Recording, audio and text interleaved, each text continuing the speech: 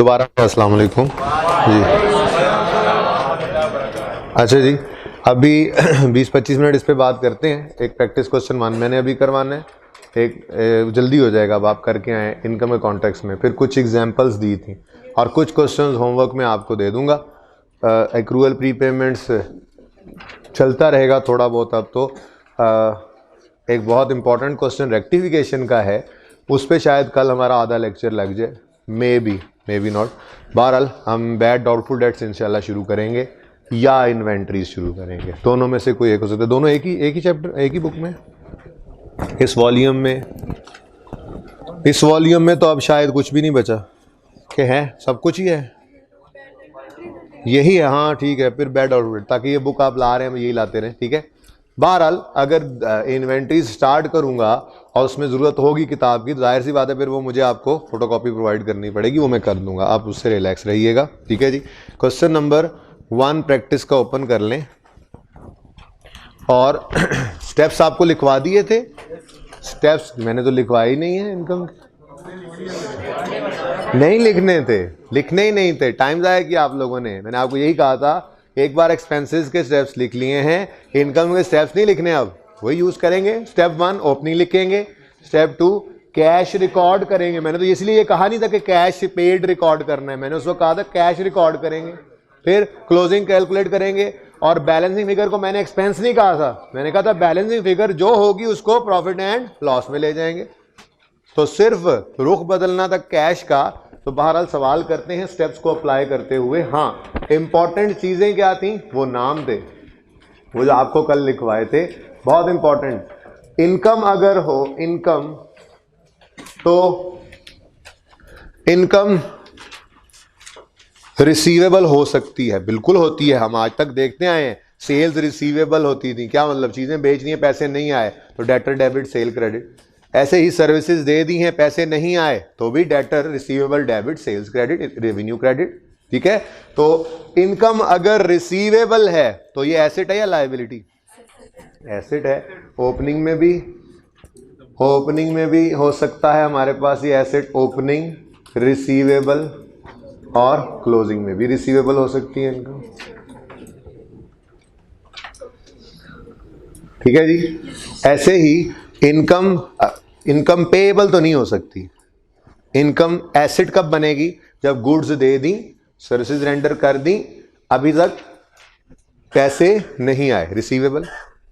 क्या income payable भी हो सकती है, इनकम पेएबल भी हो सकती है, नहीं, इनकम पेएबल कैसे हो सकती है। हाँ, तो फिर इनकम के केस में लायबिलिटी कैसे बनेगी, जब इनकम हमने अभी कमाई नहीं, पैसे ले लिए, अनअर्न्ड का लफ्ज ही कैसे आया था। तो लायबिलिटी कब हम पे पड़ जाती है, जब हमने अपने हिस्से का काम ना किया हो, पैसे पहले ही लेकर बैठ गए हो।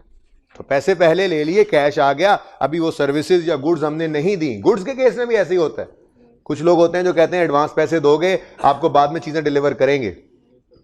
लेट्स से हमारा बिजनेस ऐसा ही था कि हम एडवांस पैसे पहले लेते हैं और उसके बाद जो है वो सर्विसेज देते हैं, गुड्स देते हैं। तो जिस दिन पैसे आ गए, कैश डेबिट, और क्या सेल्स क्रेडिट हुई है, नहीं।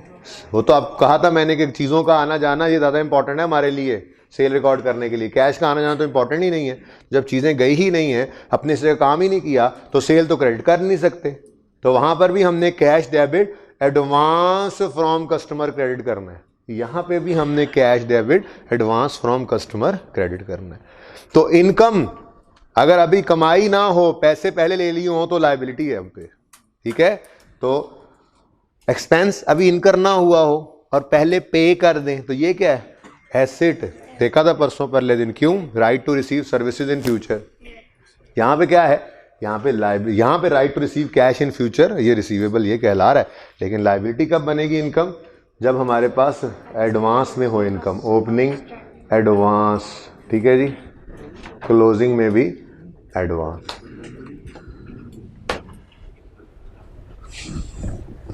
ठीक है। तो ये एडवांस लायबिलिटी है, कहा था आपको, जरा रिवीजन हो जाए जल्दी जल्दी। एडवांस क्या है, लायबिलिटी है, और ये लायबिलिटी क्यों है, ये है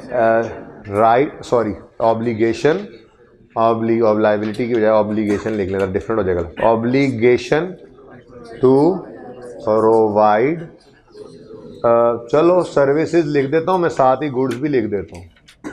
गुड्स भी तो ऐसे ही है, अगर वो लायबिलिटी होगी तो अगर हमने लायबिलिटी पैसे ले लिए हैं और अभी चीज़ें नहीं डिलीवर की तो उसके लिए लायबिलिटी है टू प्रोवाइड गुड्स हो जाएगा। तो ऑब्लिगेशन टू प्रोवाइड सर्विसेज और गुड्स इन फ्यूचर, ठीक है। और रिसीवेबल इनकम के केस में रिसीवेबल एसेट है, रिसीवेबल एसेट है। एसेट कब है? जब इनकम रिसीवेबल होती है, ठीक है। रिसीवेबल क्यों एसेट है? क्योंकि ये एक राइट है, राइट टू रिसीव, चलो सर्विस, चलो कैश इन फ्यूचर, ठीक है जी। अब यही हमने 2-3 दिन पहले जब देखा था एक्सपेंस के केस में, तो एक्सपेंस लायबिलिटी कब था? जब राइट नहीं है, ऑब्लिगेशन। लायबिलिटी तो ऑब्लिगेशन है, obligation to pay cash in future, services use up कर ली। और एसेट कब था? जब right to receive services in future था, ठीक है ना। और सही है। बहरहाल साथ ही मैंने आपको कहा था इसके डिफरेंट नेम्स हैं, ठीक है। कौन कौन से? Due, accrued, outstanding, arrears, owing, काफी है, पेबल नहीं, ठीक है जी। और एडवांस के भी और डिफरेंट नेम्स हैं। इसको अनअर्न्ड भी कहते हैं, अनअर्न्ड, इसको डेफर्ड भी कहते हैं, ठीक है जी। ये डिफरेंट नेम्स किताब में लिखे हुए हैं, पर आपको इतने नाम याद रखने की बजाय एक छोटा सा उसूल याद रख लेना चाहिए, यही काम दे जाएगा। देखें, वापस जाएं एक्सपेंसेस के केस में, तो एक्सपेंस प्रीपेड था, उसको अभी हमने 2 नाम ही दिए थे, प्रीपेड या एडवांस, प्रीपेड या एडवांस। इनकम अगर लायबिलिटी है तो ये क्या है? चलो ये भी हटा देता हूँ थोड़ी देर के लिए, थोड़ी देर के लिए, ज़रा कम रख लेना काम। ये क्या है? ये अनअर्न्ड या एडवांस, अनअर्न्ड या एडवांस। ज़्यादा मुसीबत कहाँ पे पड़ी हुई है? वहाँ पे पेएबल के साथ ढेर सारे नाम थे, सवाल परेशान कर दे, हम क्या करें, ठीक है। यहाँ पे रिसीवेबल के साथ, ठीक है। बहरहाल चलें अब लिख लेता हूँ। तो यहाँ पर तो इतना मसला नहीं है कि यहाँ पे हमें कुछ ज़्यादा चीज़ें याद रखनी पड़े। तो एडवांस, अनअर्न्ड, डेफर्ड, वहाँ पे एक्सपेंस के केस में एडवांस या प्रीपेड था। मुसीबत तो इन 5-6 अल्फाज के अंदर है कि ये परसों एक्सपेंस में पेएबल बता रहे थे, आज इनकम में रिसीवेबल बता रहे, ठीक है। तो उसका बड़ा आसान सा हल है, ये अल्फाज ही याद रख लो, ये अपनी तरह के नाम ही है, ठीक है। ड्यू, आउटस्टैंडिंग, ओइंग और एरियर्स और हैं एक्रूड, ये 5 एक अल्फाज हैं, ठीक है जी। ये इनके नामों से धोखा नहीं खाना। एक्रूड आज तक उर्फ़ आम में हम पेएबल को कह दिया करते थे, एक्रूअल पेएबल को कह देते थे, एक्रूड एक्सपेंस है, एक्रूड एक्सपेंस है।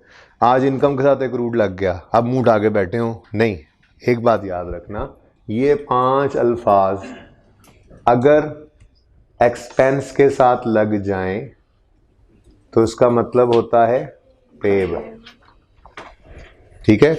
Rent due, rent outstanding, rent owing, sorry rent तो अभी इनकम भी कह दूंगा मैं, इलेक्ट्रिसिटी कह लेता हूँ, ठीक है। Electricity due, electricity outstanding, electricity owing, electricity arrear, electricity accrued, सबका मतलब इलेक्ट्रिसिटी एक्सपेंस पेएबल, ठीक है। और यही अल्फाज अगर इनकम के साथ लग जाएं तो इनकम कभी पेएबल हो ही नहीं सकती। अब अल्फाज क्या आ रहे होंगे? Rental income in arrear, rental income due, rental income outstanding. क्या मतलब? हमने इनकम पे करनी है, वही इनकम कभी पे करते हैं, हमेशा रिसीव, ठीक है। तो अगर ये 5 अल्फाज इनकम के साथ लग जाएं तो ये रिसीवेबल यानी एसेट, पेएबल यानी लायबिलिटी का मतलब देंगे, और यहाँ पर एसेट रिसीवेबल, ठीक है जी।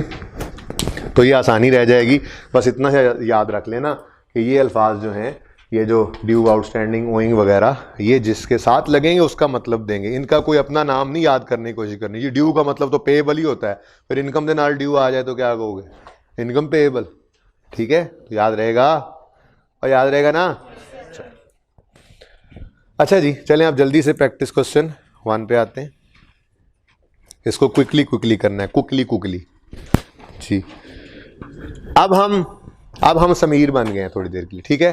ठीक है, आप भूल जाना है कि अमजद वाला सवाल था जी। अब हम यूं पढ़ेंगे सवाल को, mister Sameer has given the property on rent, ठीक है, यूं ही पढ़ेंगे ना। Mister Sameer given the property on rent, relevant details. अब नीचे सब के सब इसकी रेंटल इनकम बनेंगे और सब के सब कैश रिसीव्ड होंगे, ना के पेड, ठीक है। चले हमारे स्टेप्स अब भी वहीं पर, भाई ये मैंने मिटाना नहीं है, आप बस करने इसको नोट करने की मुसीबत पड़ी हुई है। क्वेश्चन की तरफ आए जी। सबसे पहला step, we will write opening. है कोई ओपनिंग?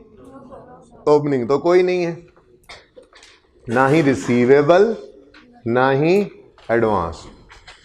स्टेप 1 इज ओवर, ठीक है। लिखे नहीं स्टेप्स, मैंने कहा था बस एक्रूवल के स्टेप्स। मैंने उस दिन क्या लिखवाया था? मैंने क्या लिखा था? Steps for solving questions of accruals. अब एक्रूवल अब पता लग गया, एक्रूवल उर्फ आम अगर इसको कह रहे हैं तो एक्रूवल तो एक्सपेंस का भी हो सकता है, एक्रूवल तो इनकम का भी हो सकता है। तो मैंने वो स्टेप्स ओवरऑल लिखवाए थे, ठीक है, दोबारा लिखने की कोई जरूरत नहीं थी। Step 1, we will write opening. Income के केस में आ जाओ, ठीक है। अच्छा, ये कौन सी इनकम है? अब नाम तो लिख लें, सवाल में बदल गया यही वाला, रेंटल इनकम, चलो, या रेंट इनकम, ठीक है। अच्छा, step 1 we will write opening, लिख दिया, है कोई नहीं। Step 2 we will record cash, and while recording cash we will ignore the period covered by the payment. बस हमारे साल में पेमेंट हुई नहीं तो हमने रिकॉर्ड किया नहीं। ये उर्दू का तरीका बोलने का, मतलब कहने का ये था, हमारे साल में पेमेंट हो गई तो हमने लाजमी रिकॉर्ड करना है। ओके, ठीक है। चलो अब सिर्फ इतना बता दो, जरा इतना तो बता दो सिर्फ कि ये इनकम है या एक्सपेंस है। तो भाई ये कभी भी याद नहीं रखना आपने, बड़े हो जाएंगे तब भी ये चीज़ कंफ्यूज करने लग जाएगी कि प्रॉफिट एंड लॉस अकाउंट किस तरफ आना है। आसान अल्फाज में याद रखो, बचपन में सीखा है कि एक्सपेंस के केस में कैश क्या होना है? क्रेडिट। एक्सपेंस के केस में कैश क्या होना है? एंट्री क्या करते हैं हम एक्सपेंसेस की पेमेंट की?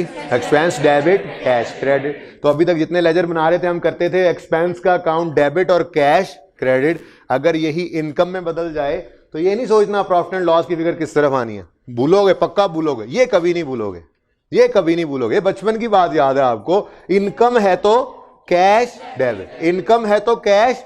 दूसरा इंपैक्ट, अब पूरी एंट्री बोल दो, कैश अकाउंट डेबिट दिमाग में और इनकम का अकाउंट क्रेडिट, ठीक है जी।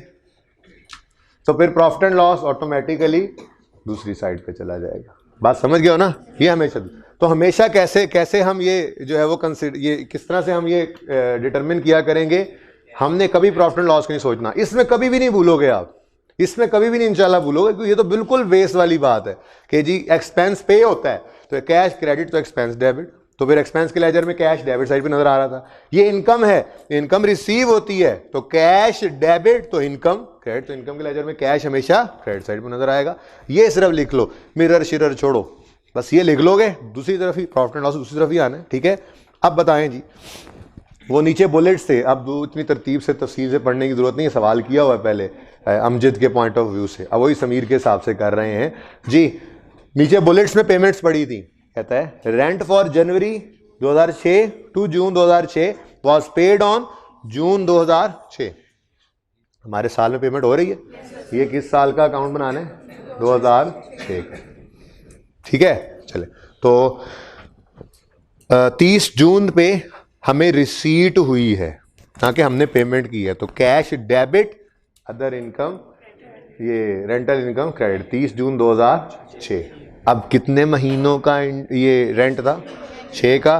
कितने इतने महीनों, इन 6 महीनों में रेंट कितना रहा? 500 पर मंथ। तो यहाँ पे हमने लिखा 5 महीनों का रेंट है, 500 पर मंथ है 3000। 6 का है, अच्छा ओके जी, 6 ही लिखा हुआ है, 6 नहीं लिखा हुआ, 6 आप लोगों को है। रिकॉर्डिंग तो डिलीट भी हो जाती है, जो मैं चाहूँ वही होती है, लेकिन मैं कहता हूँ जान दो, उनका भी हक बनता है ना ये सब कुछ। हंसी मजाक करने का है। ये तुम ना बोलते वैसे। Okay next. हाँ बच्चे ने दिखाई मुझे जी, ये किसने सीट ऊपर। नेक्स्ट रेंट फॉर, आज जुम्मा वैसे भी टाइम नहीं है बैठने वहां पे आके। रेंट फॉर जुलाई 2006 टू सितंबर 6, जुलाई अगस्त सितंबर 3 महीनों का रेंट वॉज पेड ऑन सितंबर 30 2000, हमारे साल की पेमेंट है। यकम जुलाई से 31 दिसंबर, यकम जनवरी से 31 दिसंबर 6 के दरमियान किस दिन। ओहो ये तो मैं गलती से लिख गया, आप एंट्री बोले, एंट्री बोले। कैश डेबिट जो बना नहीं रहे सामने, और इनकम क्रेडिट बार बार बोले, ये नहीं कि एक बार लिख दिया बस। पेपर में ऐसे कर लेना बेशक, यहां पर दोबारा बोलेंगे जी। 3 महीनों का है और इन 3 महीनों में 1000 किराया रहा, तो फिर 3000।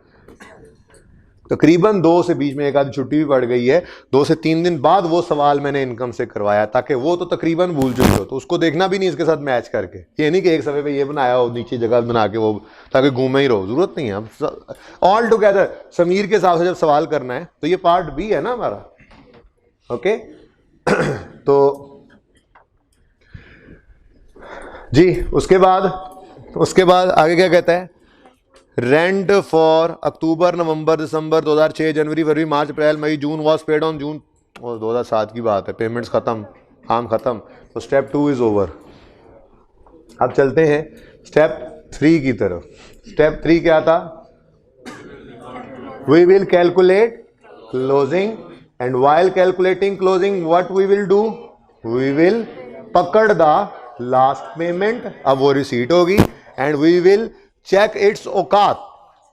अब वो एक्सपेंस के अंदर क्या था, अगर वो साल खत्म होने से पहले उसकी औकात खत्म हो जाती तो हम कहते थे कुछ महीने अनपेड हैं, पेएबल हैं, और आगे निकल जाती तो प्रीपेड कहते थे। आज क्या होगा, आज इनकम है, तो अगर हमारे साल खत्म होने से पहले इनकम की रेंज खत्म हो गई तो हम कहेंगे कुछ महीने की इनकम अभी हमें रिसीव होनी है। और अगर हमारे साल से भी आगे पेमेंट, ये जो आखिरी रिसीट होगी इसकी हद निकल गई, तो मतलब हमने कुछ एडवांस में ले लिया बस। ठीक है, तो चलें जी, आखिरी पेमेंट किस दिन हो रही है, यहां पे 30 सितंबर 6।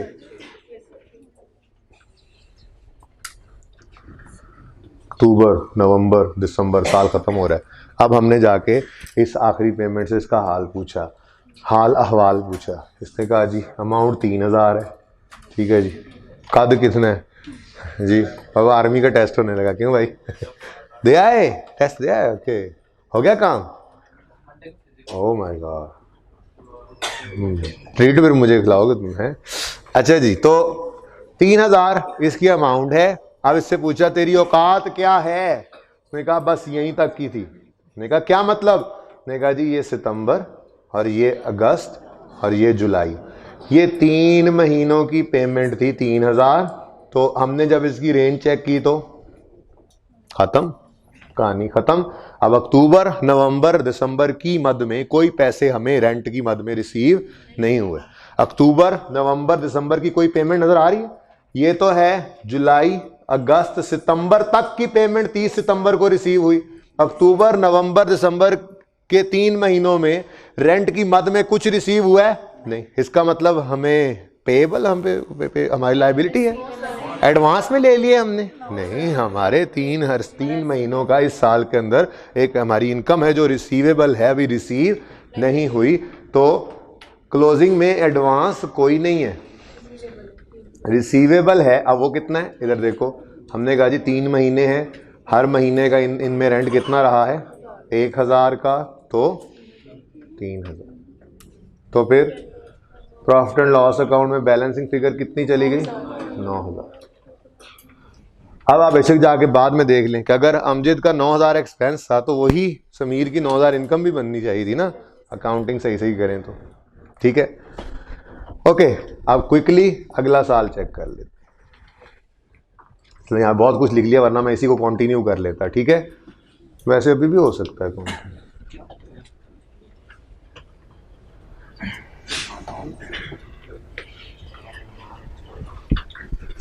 चलो लिखना तो नहीं पड़ेगा ना।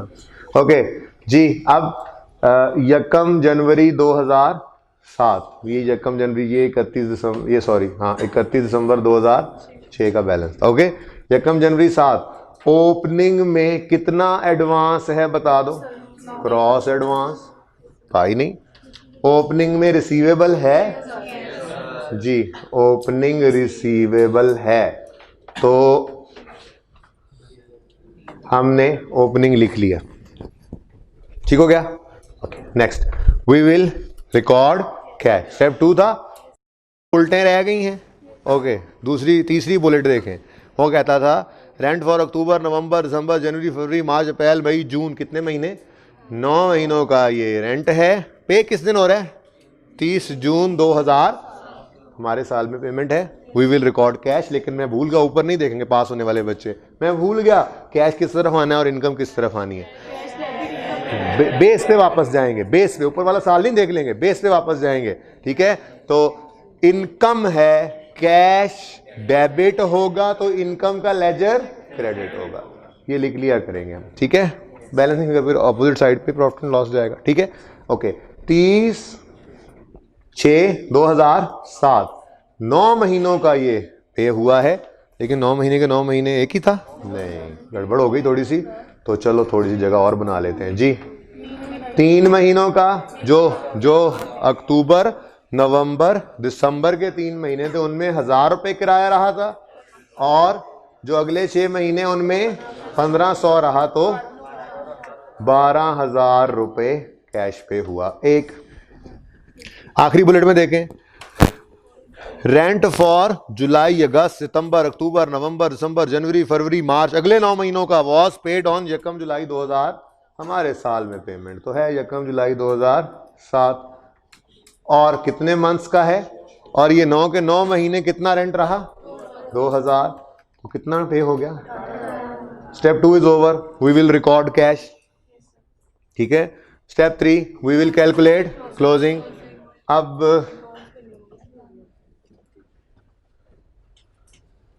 भूल जाए, अब ये सब कुछ लिखा हुआ था यहाँ पे। ठीक है, ओके, नाउ आखिरी पेमेंट किस दिन हुई है? यहाँ पे यकम जुलाई को 18,000।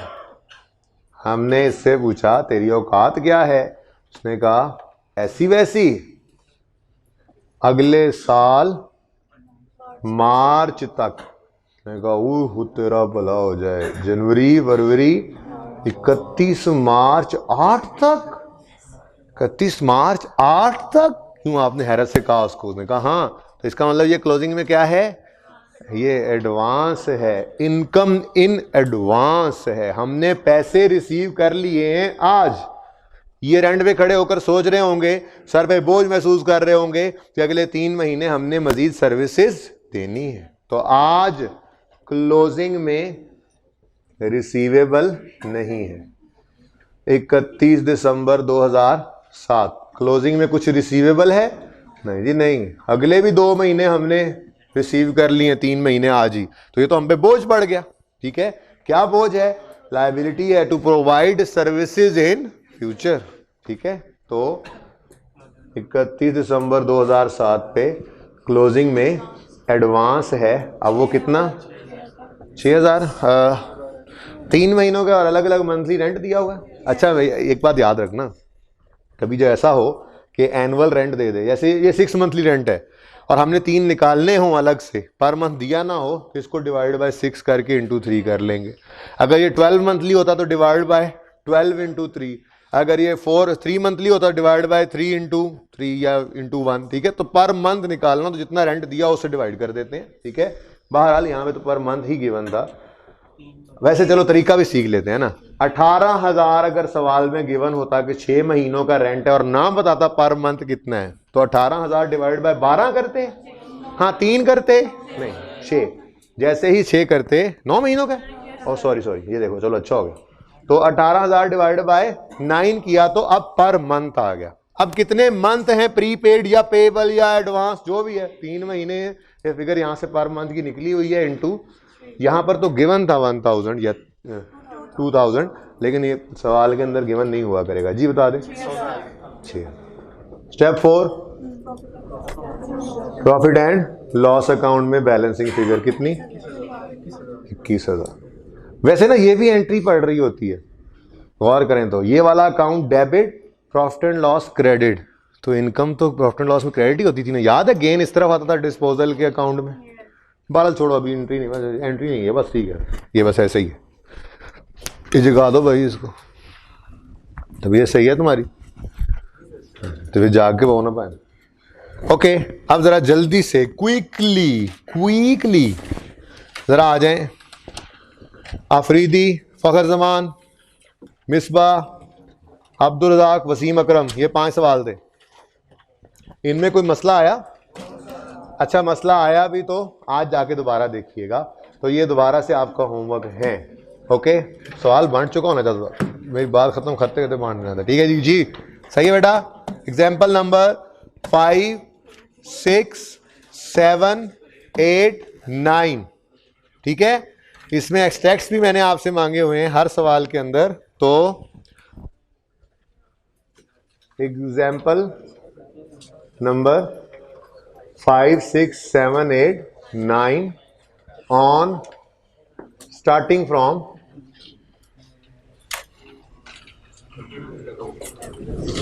Page number 308। ठीक है जी, आखिरी 15 मिनट है मेरे पास, क्वेश्चन ओपन करें। एक छोटा सा कॉन्सेप्ट हमारा रिमेनिंग था।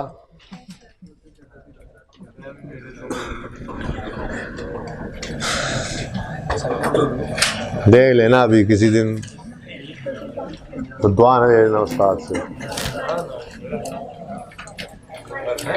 नहीं यार, तो बड़े लोग हो, नहीं वैसे आप बड़े लोग ना करो, वर्षेदाई ना करो। क्वेश्चन सबके सामने है। नहीं जी, आप जहां से गुजर के चले गए थे, मैं भी नहीं चाहता कि आप वो बात भूलें। मैं फिक्स एसिड की छेड़छाड़ जारी रखता हूँ, कल भी थोड़ी सी छेड़छाड़ कर ली हमने। ओहो, थोड़ा सा होमवर्क तो दे लूँ मैं ज़रा, बड़ी मुश्किल, शुक्र है दीवार मौजूद थी। Question number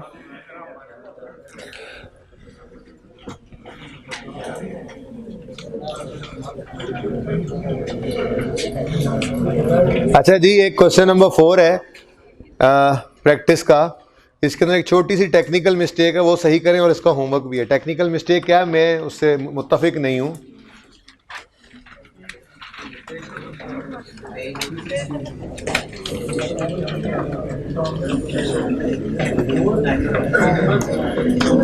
page number 316, Waqas state नजर आ रहा है? इसमें आपको ये नजर आ रहा है इंटरेस्ट प्रीपेड। इसको ना मेरा दिल नहीं मान रहा कि आप इंटरेस्ट प्रीपेड कहें, इसको आप इंटरेस्ट की बजाय प्रीपेड इंश्योरेंस, बल्कि इस सवाल को ही छोड़ें। आपको एक इंपॉर्टेंट क्वेश्चन देना था होमवर्क में, शुक्र है याद आ गया। आपका रेक्टिफिकेशन ऑफ एरर का टॉपिक इसी किताब में नहीं, किसी के पास दूसरा वॉल्यूम है तो मैं रेफर करना चाह रहा हूँ सिर्फ। ये न्यू है बेटा, न्यू न्यू न्यू न्यू, जल्दी से लेके आओ, होमवर्क लिखना है। मैंने सिर्फ रेफर करना है पेज को, बहुत इंपॉर्टेंट क्वेश्चन है। समझ कोई नहीं आना, आ भी सकता है, अच्छे बच्चों को समझ आ जाएगा, मेरे जैसों को नहीं आएगा, उनको मैं खुद समझाऊंगा, तो मेरे जैसे जो हुए। अब सारे ना ऐसे आ जाना, नहीं। ये है जी 25 है, पेज 461, पास पेपर 25, जामिल ट्रेडर। यहाँ पे मिस प्रिंटिंग है यार, नहीं रहने नहीं दो भाई। ये ओरिजिनल क्वेश्चन से देखें ज़रा, जल्दी से इधर आए। इसके अंदर ये पुरानी बुक ओपन करें, जामिल ट्रेडर, ये अटैम्प्ट है। ओरिजिनल क्वेश्चन ओपन करें, यहाँ पे डेट्स लिखी होंगी, वो डेट्स लिख के लाएं जल्दी जल्दी जल्दी। ठीक है, ले जाओ ले जाओ ले जाओ। हाँ, इस पे लिखी होंगी। ओके, ये पेज कौन सा है वैसे? पेज प्लीज, पेज 461 लिख लें अपने पास। पास पेपर नंबर 20, भाई क्वेश्चन बताओ। पास पेपर 25, ये लिख लें। आपने ना ये कॉपी करवा के अभी इनको देना है क्योंकि उस पर तो डेट्स ही नहीं है, ठीक है। पास पेपर 25, पेज नंबर, अपनी नई बुक का बताना है, पेज नंबर 461 बुक का, ठीक है। इसके अंदर ना वो कैश बेसिस पे चल रहा था, उन्होंने कहा नहीं नहीं हमने एक्रूअल बेसिस पे जाना है, तो ट्राई कीजिएगा, अल्लाह मदद करेंगे आपकी इंशाल्लाह, ठीक है भाई। ये 25 जामिल वाला ये सबके लिए कॉपी करवा के लाओ क्योंकि उस पर डेट्स नहीं है। ये सवाल फिर आपको मिल जाएगा ना अभी, तो फिर आप अपनी ओरिजिनल बुक के ऊपर उन डेट्स को डाल लीजिएगा जो मिस प्रिंटिंग हुई हुई है। शुक्र है मैंने देख लिया।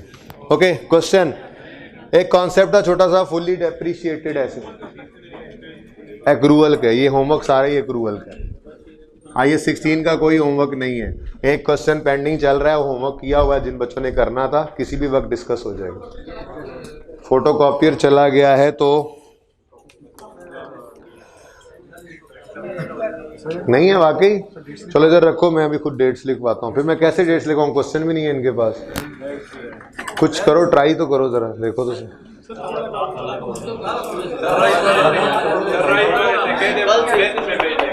बेटा टाइम नहीं है मेरे पास, क्लास।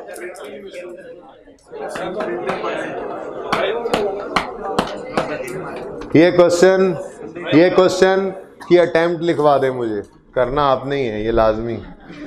और जो बच्चे कल टाइम से आ जाएंगे वो सुबह आके फोटोकॉपियर से ले लेंगे, मुझे लाजमी ये रखवाना है, भूलना नहीं है। मुझे इसकी अटेम्प्ट बता दें। जामिल ट्रेडर्स है, नाम इसका जामिल ट्रेडर्स है, अटेम्प्ट बता दें। स्प्रिंग 16 में कैफ 1 का पेपर ओपन करेंगे, जामिल ट्रेडर्स नाम का सवाल आएगा, वो सवाल होगा क्वेश्चन नंबर 5, उस पर्चे का क्वेश्चन नंबर 5, ठीक है जी। तो इंशाल्लाह आपको ये ऑनलाइन भी मिलेगा जो घर से करके आना चाहें। कल क्लास से पहले मुझे नहीं पता, ये सवाल करके आना है। ओके, 1 जनवरी 2007, बेटा मसला क्या है यार, ये कहने वाली बातें खुद कहा करो, मैं यहाँ पढ़ा रहा हूँ, ठीक है, बीच में अड़ंगियां देते रहते हो, फजूल मत बोला करो बेटा क्लास मेरी में। व्हीकल कॉस्ट,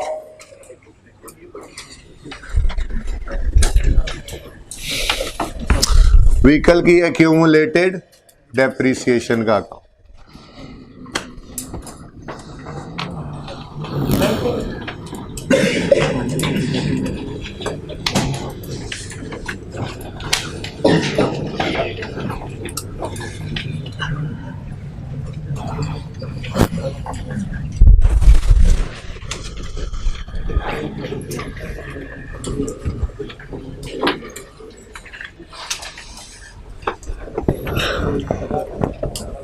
पाँच 6 मिनट में जितनी बात हो सकी इस पे। सवाल किताब में से ही मैंने उठाया, लेकिन इसमें मैंने डिस्पोजल को भी ऐड कर दिया है, फुल्ली डेप्रिशिएटेड एसेट की, और 1 साल की रिक्वायरमेंट बढ़ाई है बस, ठीक है। तो इसलिए आप इसी सवाल को बेशक लिखना चाहेंगे तो उस किताब के ऊपर भी बाद में लिख लेंगे, मैं आपको समझा दूंगा, ठीक है। ओके, 1 जनवरी 2007 में ओपनिंग बैलेंसेस गिवन है। 1 जनवरी 2007 एसेट का ओपनिंग गिवन है 6 लाख, मैंने 600 लिख दिया, ऊपर हेडिंग दे लीजिएगा, रुपीज इन थाउजेंड्स हैं। और 1 जनवरी 7 ओपनिंग 345। फिगर्स देखते रहें, आई विश कि आप नोट ना कर रहे हो। फिर आपको आज से पहले कभी ऐसा नहीं हुआ था, एक आध दफ़ा हुआ है कुछ क्वेश्चंस के अंदर, उसमें ओपनिंग अकोमोडेशन उसने कैलकुलेट करवाई थी, वहाँ पे भी ज़रूरत नहीं थी। मैंने आपको MJ एंटरप्राइज वाले सवाल में सिखाया था ओपनिंग चेक करना, और फिर उसको टेस्ट किया था उस चिन्यो ट्रकिंग वाले क्वेश्चन के अंदर उस कॉन्सेप्ट को, ठीक है। थोड़ा सा वो कॉन्सेप्ट चेंज होकर हमारे पास वो नवीद एंटरप्राइजेज, यानी जिसको मैंने चेंज करके लिखा था ओवर कॉन्फिडेंट एंटरप्राइज, उसमें भी चेक हुआ था। बहरहाल ये डेट दे रहा है, तो कभी कभी ये डेट दी हुई ओपनिंग एसेट्स की इस काम के लिए भी इस्तेमाल होती है। कैसे, वो कह रहा है following is the breakup of above assets, ठीक है। यानी कि जो 6 लाख के एसेट्स हैं उनमें से कुछ परचेज हुए हैं शायद एक भी हो सकता है। परचेज ऑन यकम जुलाई 2002 1.5 लाख, फिर यकम जनवरी 2004 2.5 लाख, फिर यकम जुलाई 2005 2 लाख। टोटल कितने बन गए? 6 lakh. Life of all assets is, हाँ ये जरा अंडरलाइन करो, 5 years को अंडरलाइन करो और ज़रा थोड़ी देर के लिए रुक जाओ, आगे जाना, सिर्फ रिक्वायरमेंट पढ़ो। रेलेवेंट अकाउंट्स कह रहा है 31 दिसंबर 7 और 8 के बनाने हैं। अब जो एसेट हमने यकम जुलाई 2002 को खरीदा था, वो यकम जुलाई 2002 से 31 दिसंबर 2002 तक 6 महीने चल गया। चलो 6 महीने एक साइड पे हो गए। फिर 2003, 2004, 2005, 2006 और 2007 के दरमियान में 30 जून पे वो तो फुली डेप्रीशिएट हो जाएगा। ठीक है। एक शुरू में क्वेश्चन किया था, 90 रुपये का एसेट 30-30 रुपये डेप्रीशिएट होता था, तो मैंने तीसरे साल के एंड पे 0 कर दी थी उसकी वैल्यू, कहा था बेटर प्रेजेंटेशन है। तो वहाँ पे आपको बताया था कि ये एसेट फुल्ली डेप्रीशिएट हो गया है, इसको यूज़ करने में ममानियत नहीं है। ये भी लिखवाया था मैंने, जुमला लिखवाया था भाई साहब उस वक्त। ठीक है कि ये नहीं कि एसेट जिस दिन फुली डेप्रीशिएट हुआ तो एक चीख मारेगा और जो है वो टूट फूट के बिखर चुका होगा अगले दिन। नहीं, एसेट चल रहा है, चलता रहे, मजीद डेप्रीशिएट नहीं कर सकते। ठीक है, तो ये कॉन्सेप्ट यहाँ पे इस क्वेश्चन में अप्लाई हो रहा था।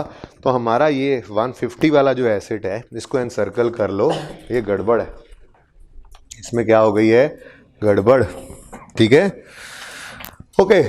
अब चलें बाकी सवाल पढ़ते हैं। बाकी तो यकम जुलाई 4 वाला एसेट 31 दिसंबर 4, 31 दिसंबर 5, 31 दिसंबर 6, 31 दिसंबर 7, हमारे साल में तो फुली डेप्रीशिएट नहीं हो रहा। 31 दिसंबर 8 पे भी फुली डेप्रीशिएट नहीं हो रहा, सुकून हो गया, सुकून हो गया। ठीक है, वो तो यकम जनवरी 9 पे जाकर ऑनवर्ड्स डेप्रीशिएट नहीं ना होना। तो 2009 के साल में तो हमने 7-8 बनाना है, तो ये तो सही हो गया। और 5 वाला तो उसके भी बाद है, तो फिर एक में गड़बड़ है, कोई मसला नहीं, इसका ट्रीटमेंट देख लेते हैं। आगे कहते हैं life of all assets 5 years, addition made during the year ended amounted to 90,000 as on यकम मार्च 7। इधर देखें 1/3/2007 एंट्री बोले एडिशन की सब बच्चे, एसेट डेबिट कैश क्रेडिट, कितने से? 90,000 से। और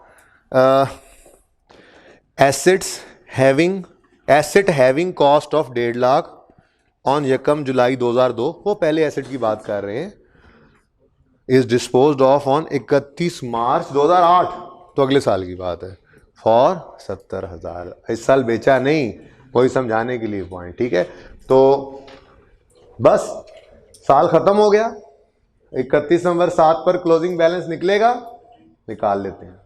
ठीक है जी। और अगली बात, साल खत्म हो गया, इसका भी क्लोजिंग बैलेंस निकल आएगा, बिल्कुल निकल तो आएगा। डेप्रीसिएशन एक्सपेंस की कैलकुलेशन बस करनी रह गई है। तो ये है वो चेंज जो थोड़ी सी आपको हिंट देकर अब भेज रहा हूं जुमे की वजह से, वरना मजीद 2 से 4 मिनट और लगते तो ये सवाल 5 मिनट लगते तो क्लियर हो जाना था। ठीक है, बाहर अंदर देखें क्या किया करते हैं हम, डेप्शन एक्सपेंस कैलकुलेट किया करते हैं for the year ended 31 December 2007। Working 1 आज हमारी हो रही, ऑन ओपनिंग एक्सक्लूडिंग डिस्पोजल, याद है? और इस डिस्पोजल को क्यों एक्सक्लूड किया करते थे? क्यों एक्सक्लूड करते थे? क्या डेप्रीसिएशन रोकनी होती थी, रुक जाती नहीं थी, रोकनी होती थी। अगर यहां पड़े रहते तो सारा साल डेप्रीशिएट हो जाते। ठीक है, यहां से निकाल के अलग ले आते थे, क्योंकि यहां पे तो हमने कभी फ्रैक्शन लगाना ही नहीं होता, उसूल लिखा था, याद है? अब थोड़ा सा मसला हो रहा है, वो क्या, जो एसेट यकम जुलाई 2002 को खरीदा है 1.5 लाख का, वो एसेट 31 दिसंबर 2006 तक हमारे पास मौजूद है। प्लीज बेटा, वो एसेट 31 दिसंबर 6 पे भी हमारे पास पड़ा है, यकम जनवरी 7 पे भी हमारे पास है, उसकी कॉस्ट यहां पर मौजूद है। इस 6 लाख में 1.5 लाख मौजूद है, और नजर आ रहा है ना, मौजूद है। और इसकी डेप्रीसिएशन भी कितने अरसे की, 6 महीने की 2002 की, 2007, 2003, 4, 5 और 6, 4 साल और 6 महीने की, यानी 4.5 साल की डेप्रीसिएशन भी यहां पड़ी हुई है। ठीक है जी, और उसकी टोटल कॉस्ट भी इसमें शामिल है। कॉस्ट टोटल ही शामिल है ना। अब अगर इस 600 में इस 150 को पड़ा रहने दिया तो यहां पे तो हम फ्रैक्शन लगाते ही नहीं है, तो ये तो सारा साल डेप्रीशिएट हो जाएगा। तो क्या करना पड़ेगा भाई, जैसे एक्सक्लूडिंग डिस्पोजल था ना, जैसे एक्सक्लूडिंग डिस्पोजल था वैसे ही एक्सक्लूडिंग फुल्ली डेप्रीशिएटेड एसेट्स होते हैं। ठीक है, सिर्फ इतना सा चेंज आया, एक्सक्लूडिंग डिस्पोजल क्यों एक्सक्लूड करते थे, क्यों, सारा साल डेप्रीशिएट ना हो, जितना अरसा होना है अलग कर लेते थे। ठीक है, यहां पर भी सारा साल डेप्रीशिएट ना हो, अलग कर लेंगे। अब मेथड कौन सा है, सवाल चुप है तो स्ट्रेट लाइन है। ओपनिंग, ये देखो, opening cost of all minus opening cost of disposal, उसी तरह से minus opening cost of fully depreciated asset. ठीक है, इनटू रेट। बताओ जी, ओपनिंग कॉस्ट ऑफ ऑल कितनी है, 600। कोई इस साल डिस्पोजल हुआ नहीं, कोई फुल्ली डेप्रीशिएटेड है, पड़ा है, इसी को तो निकालना है यहां से। इनटू 5%, मतलब 20% बनता है ना, डिवाइड बाय 5 कर लो, 20% लिख लूं, वो 5 ईयर्स को अंडरलाइन करके लिख सकते हो आप। 1/5 इंटू 100 इज इक्वल टू, जरा यहाँ पे डिवाइड बाय, वो आदत पड़ी हुई है 20% जी, 90। अब उसके बाद क्या होता था जी, ऑन एडिशन। है एडिशन, बिल्कुल है, 20% इंटू 10/12, जनवरी फरवरी नहीं, यकम मार्च से जी 15। उसके बाद होता था ऑन डिस्पोजल। है कोई डिस्पोजल, नहीं है, नहीं है, डिस्पोजल नहीं है। लेकिन डिस्पोजल जैसा ट्रीटमेंट एक और चीज के साथ हुआ है, वो क्या है, पर ओनली ऑन फुल्ली डेप्रीशिएटेड। लेकिन ये सिर्फ डेप्रीसिएशन के लिए है। 150 इंटू 20% इंटू 6 बेच नहीं दिया, इससे 150 में से 150 ही निकल सकता है ना। एक जग में एक जग पानी में से आप क्या निकाल लोगे, 2 जग पानी नहीं।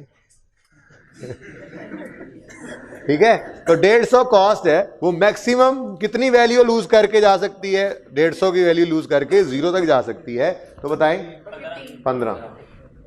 ठीक है, तो टोटल क्या हो गया, 120। अब ये देखें, 120 depreciation debit, accumulated depreciation credit. मुझे जरा बैलेंस बताना, 690 बैलेंस बताना, बोलो क्या हुआ सर। उस साइड पे वो जो एसिड डेप्रिशिएट बस का डिस्पोजल, बेटा कौन सा एसिड डेप्रीशिएट, कौन सा डिस्पोजल, बेटा इसका कहाँ, यही तो मैं कह रहा हूँ।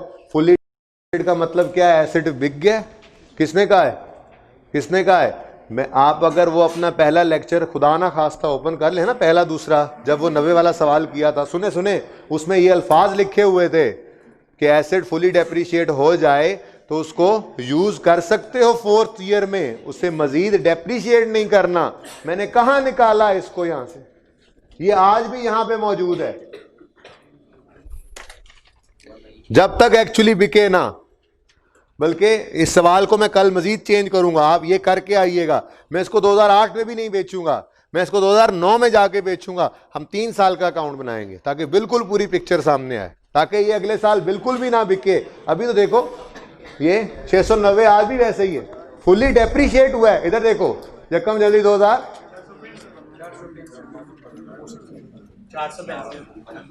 अब इधर देखो, अगले साल इसको बेशक रखो अपने पास, हर साल ये काम करना पड़ेगा जब तक इसको बेच नहीं देते।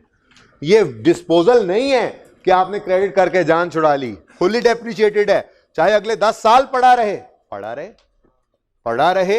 चलता रहे, डेप्रीशिएट नहीं करना। तो हर साल ओपनिंग कॉस्ट में इसकी कॉस्ट पड़ी होगी, निकालनी पड़ेगी, वरना डेप्रीशिएट हो जाएगा। ट्राई करके आइएगा, 2 साल पे करके आइएगा इसको ट्राई, तीसरे सब कल सवाल थोड़ा सा बदलेंगे, इसी को पहले 20 मिनट में करेंगे इंशाल्लाह, ठीक है। ओके, तो ये भी सवाल आपके होमवर्क में। भाई ये चीज़ें तो पहुंचा देना यार, फिर कॉलें आ रही होंगी आज, नाराज होने ने उस्ताद। बाकी चीज़ें